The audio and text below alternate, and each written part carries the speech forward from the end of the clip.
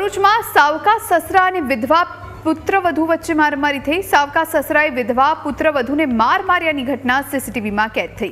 Station road પર આવેલ general સ્ટોરમાં મારામારીની ઘટના બની। પતિના મૃત્યુ બાદ સાવકા સસરા સંબંધ રાખવા દબાણ કરતા હોવાના આક્ષેપ। મારામારીમાં સામસામે પોલીસ ફરિયાદ નોંધાઈ છે। તો આ સીસીટીવી સામે આવ્યા છે। સાવકા સસરાએ વિધવા પુત્રવધુ પર ધોલ ધપાટ કરી તેને માર માર્યો। સાવકા સસરા સંબંધ રાખવા માટે દબાણ કરતા હોવાના પણ આક્ષેપ થયા છે।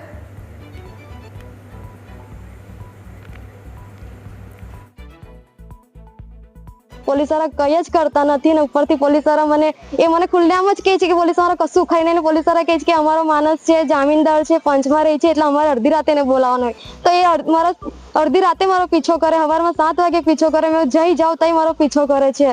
અને મને આવી રીતે આજે બી એવી રીતે જ મને મારેલી છે એમને કે મેં મારા છોકરા માટે નાસ્તાનો સામાન લેવા દુકાનમાં ગઈ, ત્યાં દુકાનમાં ઘૂસીને મને કે તારા તાત્યા કાપી નાખીશ, તને મારી નાખીશ ને એવી રીતે મને મારી છે એમને।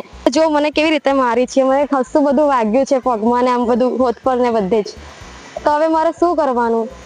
પોલીસ કઈ સાંભળતી જ નથી। અગર આ પોલીસ નહીં સાંભળે તો હું મારી રીતે અહીંયા જ ઘરે કેરોસીન છાતીને અહીંયા જ સળગીને મરી જઈશ।